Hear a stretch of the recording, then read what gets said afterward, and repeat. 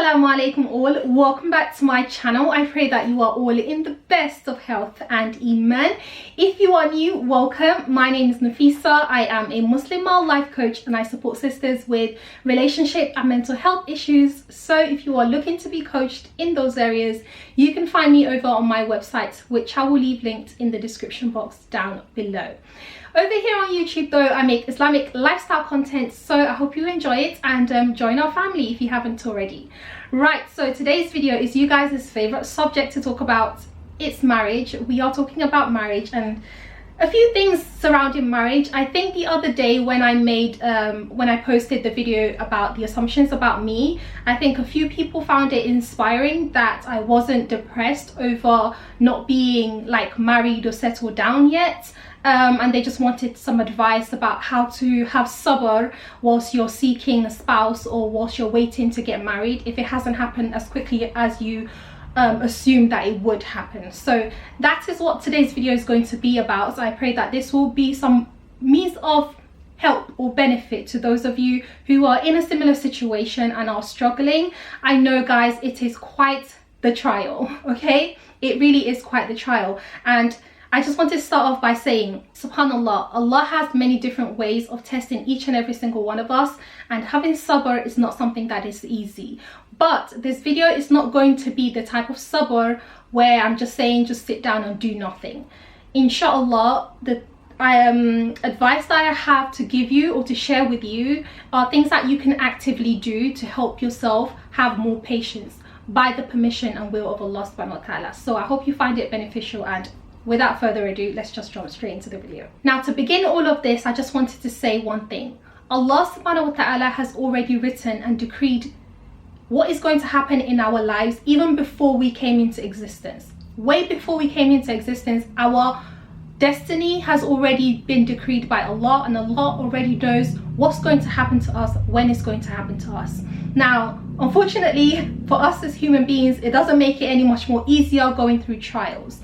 And especially when it comes to the issue of marriage, I think as young girls we were brought up to believe in this certain linear passage of life, which is you're born, you grow up, you go through some sort of education, at least here in the 21st century, you go through some sort of education, then by the time you're finishing with your education, you should have inshallah already found a man to marry. Then as soon as you're done with your education, you get married. As soon as you get married, you have children. As soon as you're done with your children, you raise your kids, and then you get old. Inshallah, they look after you until you die. It's okay guys, we're all gonna die. Until you die, and that's just how life is meant to go. And then for some of us, we come across a life that doesn't follow that pattern. It's like, okay, men are either coming to ask for your hands in marriage way before you're anywhere near finishing education. Oh my god, that's a topic for another day. And people are like not ready to get married. Parents are like, we're not ready to let our children go. Or you have sisters who are already, you know, graduated, they're working, they're in a perfect spot to be married, but Allah subhanahu wa ta'ala just hasn't brought the right person for them. And so they are having to hold on to sabr and to wait. And that can be really, really hard, especially in a very critical world that we live in nowadays, where there is so much pressure for a woman to hurry up and get married. And I think part of that pressure is because of the biological makeup of a woman. Now, I don't want what I'm going to say here to make anyone feel bad, but yes, it's known that us women, we are born with the exact number of eggs that we're ever going to have for the rest of our lives. So but when we are born as babies, we already have the number of eggs that we're going to have. We don't produce eggs. And when I'm talking about eggs, I'm talking about, you know, what comes together to create a baby. We don't produce eggs as we exist. We already come, as we're being born with the number of eggs that we're ever going to have. And as soon as we start having our periods, then we release an egg every single month until we reach our menopause. And of course, with the idea that women do reach menopause, which is a stage whereby they no longer release an egg, which means they can no longer have children. So added on top of that, men's insatiable desire to marry young women, added on top of that, other people's putting pressure on us, everything else, you just feel like the whole world is just coming down on you if you are you are a woman of a certain age and you are not yet married. And so it just feels like you're just getting slapped and bombarded from every single direction. And that can be really, really hard, especially when you are trying your best to find the person that you feel is best for you. So with all of that in mind, here is some of the things that I think you can do to help yourself to have more sabr. Number one, I always have to deal with spirituality before I get involved with other stuff. And the first thing that I would say is ask Allah subhanahu wa ta'ala for what it is that you want. And every time you ask Allah for it, make sure you are saying, oh Allah, if it is best for me, grant it to me. You want a husband, make dua that Allah subhanahu wa ta'ala gives you a husband. And do not ever lose hope in, the belief that Allah can make that happen, because all Allah has to say is be, and it is. I read a quote some time ago, I think on Facebook or something, that says that if you want something from Allah and you're not waking up for tahajjud in order to ask for it, then you probably don't want it that badly. So if you're looking for a husband and you're looking to get married, and this is not a subject that you are waking up for tahajjud to pray and ask Allah for, how much do you really want this? How much do you really want it? So tahajjud and other times where du'as are accepted is one thing that I would say that you should utilize and take the opportunity to make du'as to Allah subhanahu wa ta'ala, to ask him to grant you a righteous spouse. Guys, I'm going to keep it 100 in this video. I'm totally going to keep it 100. The reality, unfortunately, for some people is that they are prevented from being married because someone may have done black magic on them or given them the evil eye or something of evil in order to block them from getting married. And this stuff really and truly does exist. And so this is why I would say learn how to perform ruqyah on yourself and make ruqyah a regular practice that you do. So do not eliminate that. You might be sitting there thinking, I'm not affected by magic. And this is not to say that everyone who isn't married yet has some kind of magic done upon them. No, not at all. Not at all, guys. But this is to say there is a very small minority of people whom, for them, this is the case and this is true. And they've never even considered it. They've tried every other avenue to get married and they've never considered that perhaps this might be a problem for them. And then have later on come to do ruqyah and only to find out the doors and opportunities have been opened for them. And that was actually the issue and that was actually the cause. So whilst I don't want you guys to start getting paranoid over this and being like, oh my gosh, someone's done magic on me, blah, blah, blah. No, I don't want you to get paranoid over it. But I do want you to somehow have it at the back of your mind and to take the action of performing ruqyah on yourself, so that should in case this be the issue, then alhamdulillah, you would have provided for yourself the cure. So make use of ruqyah. The next few tips I'm going to give is how to practically have sabr. And this is because these are some of the things that I've been through and some of the things that I have implemented that have helped me. And the first thing that I would say is that I understand that it's difficult when you're not yet married, but yet almost all of your friends are married and almost all of your friends have children or are about to have children or are pregnant or stuff like that. It's hard to really not feel emotional. It's hard to see that and it not affect you. But one thing that I will say, guys, is try your best not to let it affect you. And one of the ways that you can do that is to try to have friends or people in your lives who are also single. It's really important. I think it can be detrimental to you if absolutely every single friend that you have is married or has a child and you're the only one left and you have no connection with somebody else who is also single. You need to make friends, and when I'm saying making friends here, I mean like sisters need to make friends with other sisters who aren't married, and maybe brothers need to make friends with other brothers who aren't married. But you need someone who you can befriend who also has a similar lifestyle to you, because when you want to go out with your friends who are married or who have children, it's not as easy a case for them to just say, okay, we're going out today. They just take their bags and go. Okay, so who's gonna babysit my daughter, and can we take my daughter with me? Oh no, my husband says I can't go right now. Or no, I need to do this for the house, I need to do that. For you have more of a freedom in terms of your time and what you can do with your time. And it's nice sometimes to have people who also have the same kind of freedom. You can call up that friend and just be like, you know what, let's go to this park today. Let's do this and that today. And the both of you are on a similar level. And also the positive thing about that is that that particular person is probably focusing on something else that is enriching their lives, that is not consumed by just marriage.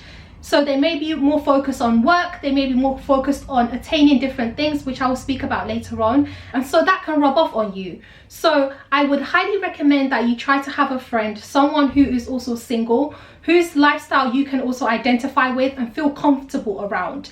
It's great and it's amazing that you should absolutely support your friends who are married and who do have children in their journeys as well. Try to be there for them. Just because you are single doesn't mean that you don't have anything to offer. You absolutely do. You are a friend, okay? You were their friend before they got married, and so if you can be friends before they got married, you can be friends now that they are married. You know, it's your individual personalities that have drawn to each other, so that's absolutely fine, and support them in their journey.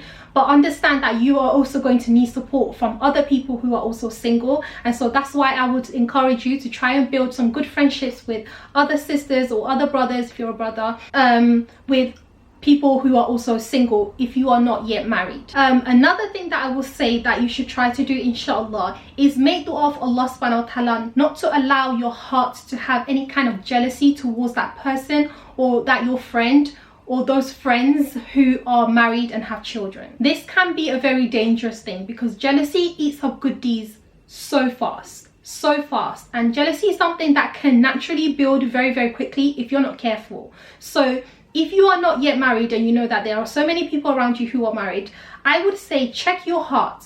Really and truly ask yourself this question: am I jealous of any of them? And if the answer is no, then alhamdulillah, Allah has safeguarded your heart from this, and you should thank Allah for it, because a lot of people allow their hearts to just get, it just goes so far that they start developing jealousy in their hearts towards what Allah subhanahu wa ta'ala has given, you know, other people that Allah hasn't given them. And it can actually be something that continues to hold you back instead of opening up opportunities for you to be able to acquire more from Allah subhanahu wa ta'ala. So make dua for your friends who have, you know, children and they are married. Ask Allah to bless their marriages. Ask Allah to bless and protect their kids. Like, guys, alhamdulillah, this is one area that I can't even say that I relate to, because alhamdulillah, and I pray that Allah continues to make it so. I have never found any kind of jealousy towards my friends who are married or have children.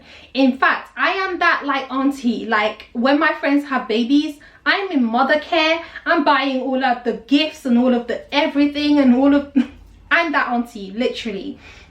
And I'm just super happy for them. And with that, I use that to make dua sometimes. And I say, Allah, as you know in my heart that I'm always so happy for my friends and people that are close to me who get married or have children, as I am so happy with, you know, for them and open towards celebrating with them, bless me as well, so that one day they may also be able to celebrate with me, you know. So check your heart, make sure that there isn't any kind of jealousy in your hearts towards your friends and your families who already have this thing that you want. And perhaps by doing so, Allah subhanahu wa ta'ala will open your doors for you, and that you will also have people who will happily celebrate with you when your time comes as well. The next issue that I want to cover is that sometimes if you are an older sister and you're not yet married and you have younger sisters, I know that in collectivist cultures it tends to be the case that parents don't want the younger child to get married before the older child. It's almost seen as a taboo. It's almost seen as something like an embarrassment or shame, and so they put a lot of pressure on the older child to like hurry up and get married so your younger sisters can get married.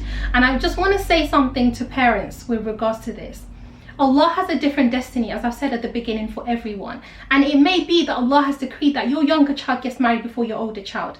It's okay. Allow that younger child to get married if it is the right time for them. And you as an older sister, if your younger sister is ready to get married and she's found a husband or a man that she feels is right for her, give the permission for that to happen. I know parents don't want to allow that, and I want to say to parents, let it happen, and understand that everyone has a different destiny, but always check with your older child that they are on board and they are fully supportive of their younger sister as well, because you don't want there to be, you know, you don't want grudges to end up between the two of them. So just make sure you've spoken to the older sister, and if she's 100% happy for her younger sister to go ahead and all of that, let it happen. Don't let it be a reason for the younger sister's marriage to be held up. Now, for the older sister who isn't yet married, subhanallah, try your best to support your younger sister. Perhaps in doing so, Allah subhanahu wa ta'ala will open the doors for you as well. But I know it can be hard, and what makes it difficult sometimes is not even like the siblings in the family. It's other people and what other people always have to say.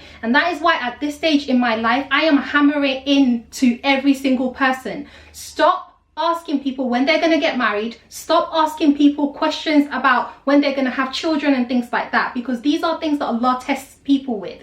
It is not in your place as someone, like as an outsider coming in, asking these type of questions. And if you're going to ask it, make sure you're doing it in a very strategic way, in a way that's not even going to harm the people. Because I've had, like, alhamdulillah, like older sisters from the masjid come up to me and ask me questions like that. But there was this one particular sister, and it was the way she said it and the way she did it, I didn't even feel bad at all, you know. I didn't feel bad at all for her asking me about why it was I wasn't yet married, you know. And she kind of did it in like such a joking way. She's like, subhanallah, like, where are the men? Are they looking down? Can't they see how beautiful you are? And, you know, subhanallah, she just did it in such a nice way. So I think if you're going to approach someone coming from the outside, you really have to be careful how you do it. And if you think that the way you're going to do it is bad, just don't say anything. The most you can do, either ask them if, you know, they are looking and maybe you know someone who's also looking and you can link them up, or make dua for them. But don't go around just involving yourself any kind of way asking these type of questions, because this is why women feel the pressure. This is why sometimes some women end up getting involved in marriages that are bad for them, or marrying men who are no good for them because they felt the pressure. And that leads me on to my next point, which is sometimes because of the pressure, some women end up just marrying anybody. It's just like, I'm sick and tired of this. The next man that comes to ask my hand in marriage, I don't care. I don't care what he does. I don't care what he looks like. I don't care if he prays. If he just says he believes in Allah, I'm marrying him. And they jump into a marriage so quickly. And that satisfies the family, of course, and it keeps people outside, keeps their mouth shut for a while. But at the end of the day, you as the person entering into this marriage, you are going to be the one that is accountable. And you're going to be the one to live in this marriage, to live with this man or this woman, to carry the burdens, whatever burdens come along. So I just want to say, be careful. Do not let the pressure lead you into marrying someone who's not right for you. If you in your heart feel like this person isn't right for you, take your time. It's okay. Allah has blessed women in their 50s with babies before. You don't have to like feel like, oh my God, I'm 35 now, my biological clock is about to stop, what am I going to do, blah, blah, blah. It's okay. Allah can provide for you at any point. Allah's not saying jump into a situation that's not good for you just so that you can have babies, because there are people who are married who can't have children, and that's another trial as well in and of itself. So you see, life is never without its problems. Life always comes with these problems, and we seek Allah subhanahu wa ta'ala refuge from the fitna of this dunya. We really do seek Allah's protection. Make sure you're making a decision that is right for you. Whilst there is no Mr. Perfect out there, I always say that there is literally no Mr. Perfect out there. Everyone has their flaws, but it's all about, okay, which one can I handle? Which flaw is okay for me? I can just about handle this, and which one I definitely cannot. So make sure that you are okay and you are happy with the person that you decide to marry. Make sure you make an informed decision, and you're not making a decision because of the pressure. You're not making a decision because what are people going to say? Oh, I'm old now, I just have to accept anything that comes along the way. Because I'm telling you, when things start to go wrong, people run. Okay?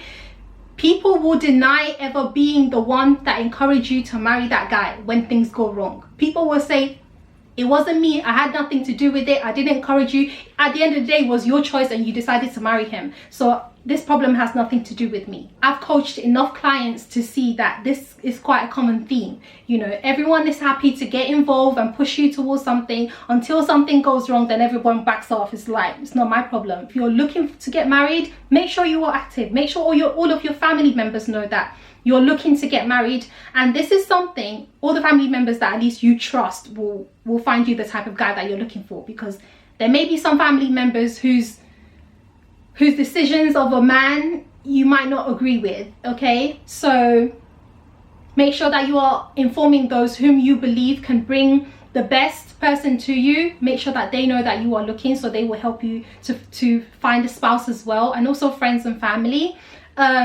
And this actually can take the pressure off you for a bit. I think for some parents, they just want to know and have the reassurance that you're making an effort towards looking for someone. My battery died, guys, so I had to go and change it. But basically what I'm saying is that parents just sometimes want to see an effort from you, and that you are making an effort towards looking for someone. And inshallah, they just kind of back off once they know that yes, there is an actual effort being made. Whereas if they feel like there isn't any type of effort being made, they too are panicking, because there is pressure on them as well. And people, because they know that people are going to talk about you, and as people do, like, they look at people and they're like, oh, you don't want to turn out like her, you know, she's in her 30s and she's not even married, she doesn't have a man, you don't want to turn out like her. And people backbite other people in those type of ways. So parents feel that pressure on them as well, because at the end of the day, you are their child. So whatever makes you look good makes them look good, and whatever makes them look bad makes you look bad as well. So it's vice versa. If ever you don't feel that you're ready for marriage, I think you should sit down and have a conversation with your parents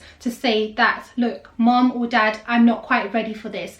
And if you're not that brave to sit down with both of your parents and have a conversation, then go to the parent that you feel like you're most close to. If you're closest to your mom, speak to your mom about it. If you're closest to your dad, speak to your dad about it and ask them to tell the other parent. But they need to know how you're feeling, and I feel like that is important. Parents need to know how you're feeling. Don't just go and start rushing into things and putting your feelings aside because you're trying to keep everybody else happy. Because as I've said before, you're the one who's going to have to live in that marriage, and if you're not happy, your life is just going to be miserable. Honestly, marriage is too much of a huge commitment to make, to be in it with someone that you don't even want to be in it with, just because of what other people are going to say. There were times when I couldn't even attend some marriage, like some weddings. I found it really difficult to attend weddings because it was like a reminder of everything, and it would literally make me really sad.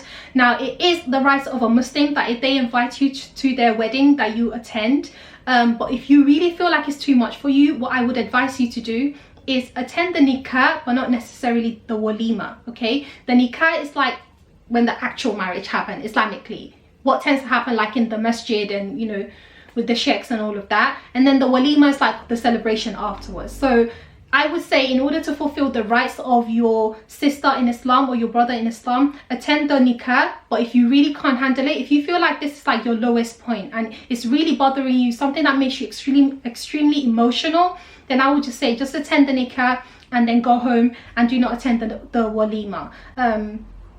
If that's all you can cope with. But I think it gets better as time goes on. Okay, I know some people are just like, Nafisa, I can't wait any longer, but I think it does get better as time goes on. But you literally have to change your mindset. You have to start focusing on other stuff, and that is the greatest advice I can give you, is change your focus, because what you focus on grows, and if your focus is not there, it can't affect you like that. Okay, the reason why it's affecting you like that is that you have tunnel vision at the moment, and the only thing it's seeing is marriage at the end of the road. Okay, and maybe you need to shift that to different stuff. That is again where making sure that you're filling up your time achieving other things that you want to achieve in your life is going to become extremely important. So check out the other video that I did regarding to this topic, guys, and inshallah I hope you will find it beneficial.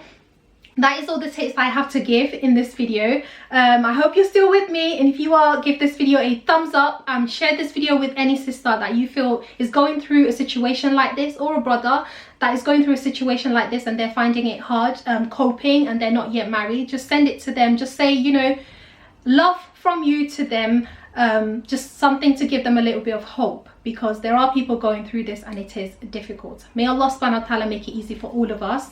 May Allah grant all of us who are not yet settled down righteous spouses, who will be the coolness of our eyes, who will be good for us and good to us, spouses who will make us happy in this dunya and also in the hereafter, spouses who will bring us closer to Allah subhanahu wa ta'ala.